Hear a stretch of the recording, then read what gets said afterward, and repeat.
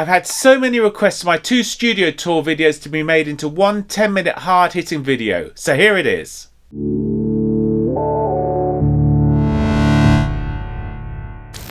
The main DAW is Logic Pro, but we've also got Pro Tools, Adams A7Xs, and we've got the Genelec 850As.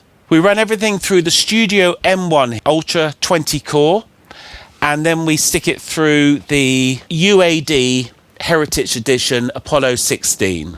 The main mother keyboard is the Control S88, new edition. It works really well with native and it's really good with Logic as well. I love this keyboard. The outboard gear, we've got this lovely patch bay, which works really well. And then we use the Millennia Media, the GML 8200. This is a really famous EQ, possibly the best EQ in the world. A Lexicon PCM 90, and we've got 2 Avalon 737s. This is a Chiswick Reach preamp. Trevor Horn's got one like this.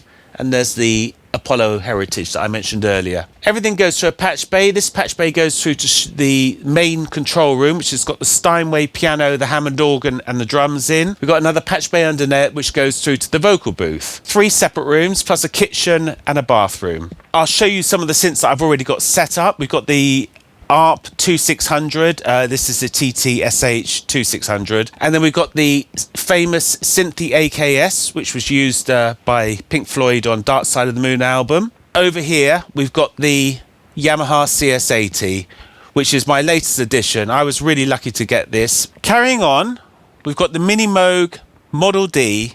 This is from 1979. They made these from 1971 to 1979. In 2016, they made the reissue, which is pretty much the same as this. It's got better MIDI implementation. The tuning on it's better, but it's lost a little bit of the character of the original. The Oberheim OB-8, an absolute classic. I like to use this to back up some of the digital pads like Omnisphere. This is the ARP Odyssey Mark III, late 70s. Beautiful sounding synth.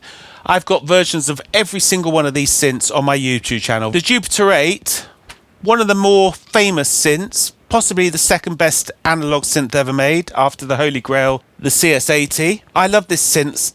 It's got 16 oscillators, 8-note polyphonic, and you can layer the 2 sounds. So this is actually set up to layer. Roland VP-330 Mark II. It's a vocoder. Absolute awesome sounding synth. Is what Herbie Hancock used on Sunlight and what was used heavily in the very late 70s and early 80s. This is the JD-800. I love the sound of this, and it's one of the last digital synths which has got a slider for every parameter. Here we have a Prophet 5. This one's a Rev 3.0. It had a retrofit MIDI. It's got 40 memories.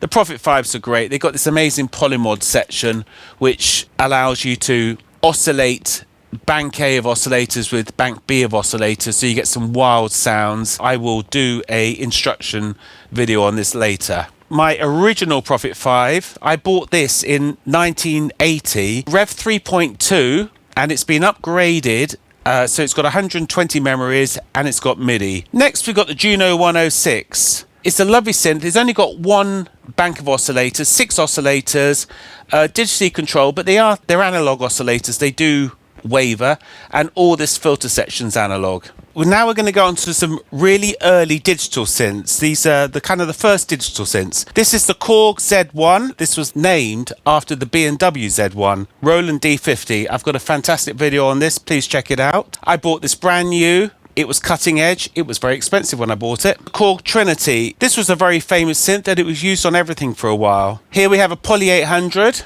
If you want an early digital synth, this is a good one to get because they're very cheap. MC-202, which is exactly the same as the SH-101, but it was used mainly for sequencing, so the keyboard is like press buttons, but it does work, but the sound of it is exactly the same as the SH-101.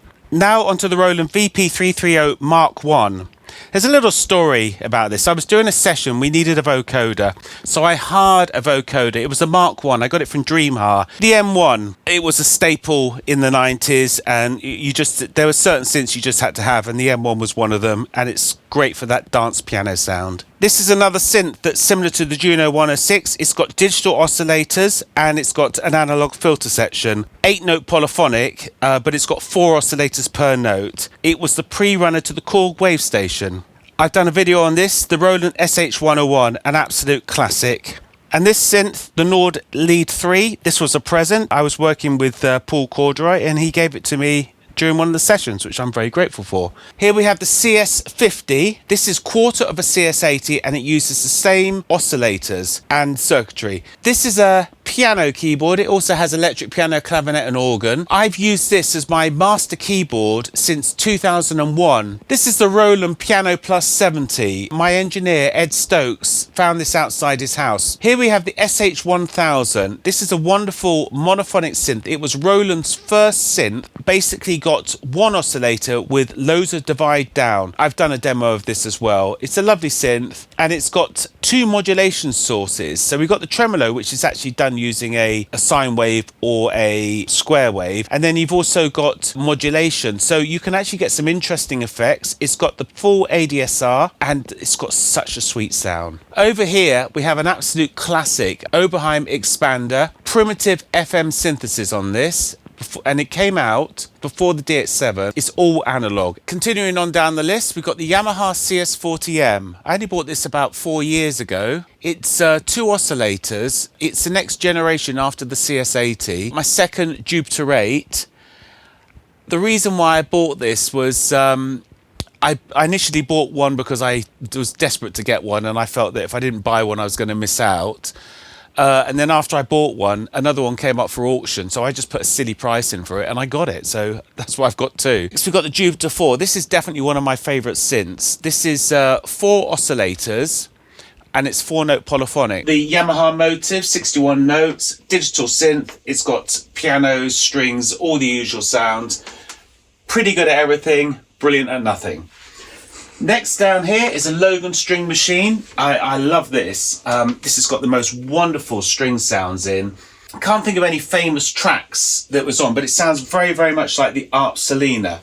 This is my second Roland SH-1000. This is a pre-edition. So it had no writing on this whatsoever. Unbelievably, I just found a YouTube page, wasn't even looking for it, where they had the writing as a PDF. Cost £100 just for the PDF, and then I had to get it printed out. So I have actually put the writing on now so you can see what these controls do, and it makes it much more usable. The Super Jupiter, which is this here and that there, that's one unit. Basically this is the Super Jupiter, and this is just a program which just makes it easy to program. It's based on a Jupiter 6 with some elements of the Jupiter 8, like it's got 8-note polyphonic, and it's completely analog. Korg Wave Station.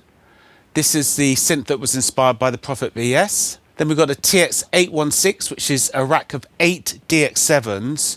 I bought this off Mike Lindup from Level 42. Went around his house. Nice guy. We've got a MIDI interface, so this works for the Yamaha CS-40M. TX-802, this is 2 DX7s in a box. SE1X, I've done a nice video on that. It's a monophonic rack version of the Minimoog. Probably not as good as the Minimoog, but has elements about it that are better. Down here we got the Roland JP-8080, which is a digital synth. And then at the bottom we got the Roland JD-800. I use that so much. TT303, which is made by Cyclone. Here we've got the Roland Rhythm Arranger. I bought the Oberheim OB-8 off a guy, and as I was driving away he ran out with this and he said, "Oh, do you want to buy this?" And I said, "Well, how much?" He said £10. I said, "Fine, I'll take it." Then we got the Korg Rhythm 55B, a nice drum machine. I can't even remember how I got that. We have a Hohner D6 Clavinet, famous for use by Stevie Wonder. Fender Rhodes, one of the classic pads for all of the 70s and the 80s. This is 1978. Next we've got the Wurlitzer electric piano. This is great for Supertramp, and I matched this up with the Fender Twin Reverb. The sound is amazing. Then we've got a Oberheim OB-1. There was only about 150 of these built. This is a really, really beautiful sounding synth. And then over here we've got a Bontempi. It's just nice to have a keyboard that makes cheap sounds. Paid 20 quid for that. And this is actually a really recent acquisition. I've already had a DX7, but I just thought you've got to have the classic, so I bought DX7 as well. This is a 1908 Steinway. I met Ian Gordon and he took me to an auction and we had a look at all the pianos the day before, and then I put in a bid for this. Yes, the Hammond organ. I bought this about 15 years ago. I was working with Guy Barker on a session and he hired in a Hammond C3. I already had a Hammond T4, which was like a kind of a baby brother of this. I was perfectly happy with it. We hired in this Hammond C3 from Dreamheart and it was just blew my mind. And the next day I thought, right, I've got to buy one of these.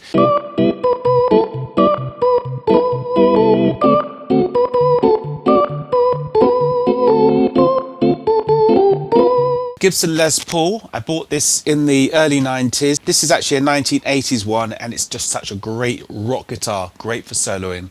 I bought this brand new in 2003. This is a Fender Strat. I went into the music shop and I said, can I have the best Fender Strat that you've got in the shop?